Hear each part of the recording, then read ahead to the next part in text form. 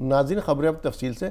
कौमी राजधानी दिल्ली में आज 9वें CEI Hindustan LC conclave furthering economic partnership for sharing and sustain growth का इनेकाद किया गया। इस तकरीब से खिताब करते हुए वज़ीर ख़ारजा S जयशंकर ने वज़ीर आज़म नरेंद्र मोदी के इक़्तिदार में आने के बाद से पिछले सालों में लातानी अमरीकी और कैरिबियन के साथ हमारे ताल्लुकात एक नई रफ्तार से आगे बढ़े हैं। This conclave takes place in the context of the upgraded engagement between India and LAC countries in recent years. Over the last 9 years, since Prime Minister Narendra Modi has been at the helm, our ties have actually moved on a new trajectory.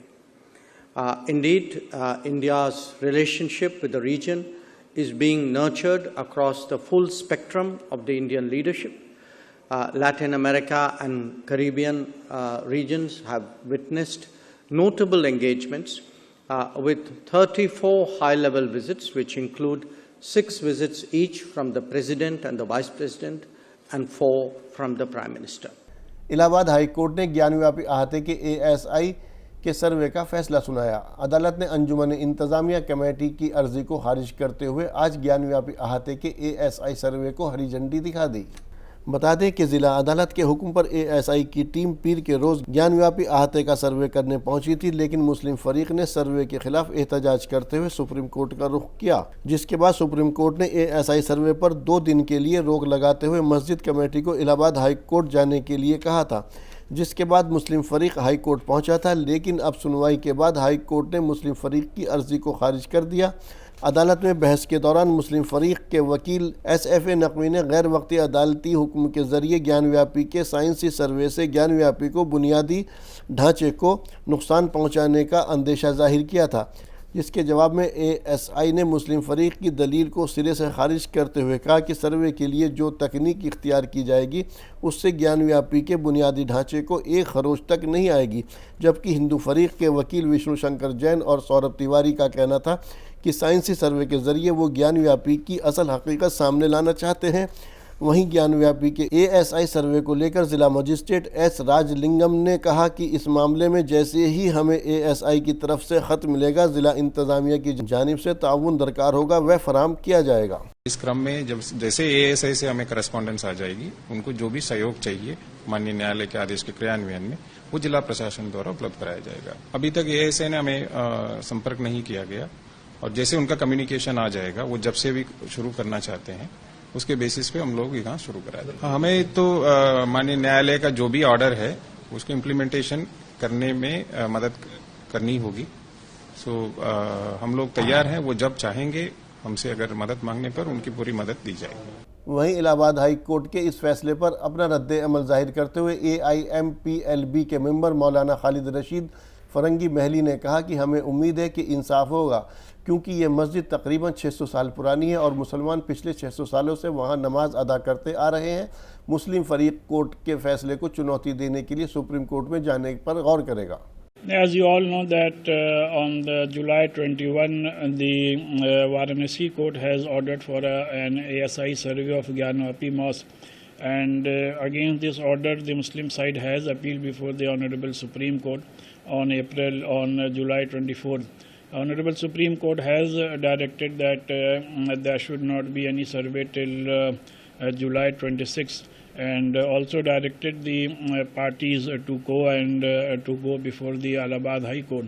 So we have filed the petition before the Allahabad High Court, and today Allahabad High Court has ordered ASI survey, and we are hopeful that justice will be done, as this masjid is around 600 years old, and Muslims are offering namaz there from last 600 years. And we also want that the Places of Worship Act should be enforced all over India on all the places of worship, so that no another controversy can be raised as far as places of worship are concerned. Yes, I think that the Muslim side has the option to appeal against this order before the Supreme Court, and this option will be thought about. We are of the opinion that we will fight this case legally in the courts, and we want that this issue must be decided by the Honorable Court, and we all have to abide whatever the final verdict of the court would be. संसद के monsoon session में हंगामा जारी है। आज मुखालिफ दलों की तरफ से मणिपुर तसादुम पर हंगामा जारी है। हंगामे की वजह से आज लोकसभा को दोपहर 2 बजे तक के लिए मुलतवी कर दिया गया था। इसी को लेकर कांग्रेस सांसद अधीर रंजन ने हुकूमत पर जमकर निशाना साधा। क्या कुछ कहा उन्होंने, आइए सुनते हैं। हमारा मुद्दा साफ है, अविश्वास प्रस्ताव सबसे पहले चर्चा हो, लेकिन बीच में आ गया दिल्ली बिल, और ये जानबूझ के लाए गए क्योंकि विपक्ष इसमें विभाजित हो। लेकिन हम लोग दिल्ली बिल पे अपना बात रखने की हम सोच लिए हैं। इसलिए जब इंट्रोडक्शन हुई थी उस दिन भी, जिस दिन पेश हुई थी ये बिल, उस दिन भी विरोध जताया। कल भी हम चर्चा में भाग लेने के लिए खड़ा बैठे थे। लेकिन बड़ी हैरान की बात यह है कि अचानक सत्ता पक्ष की एमपी ने नारा लगाने लगे।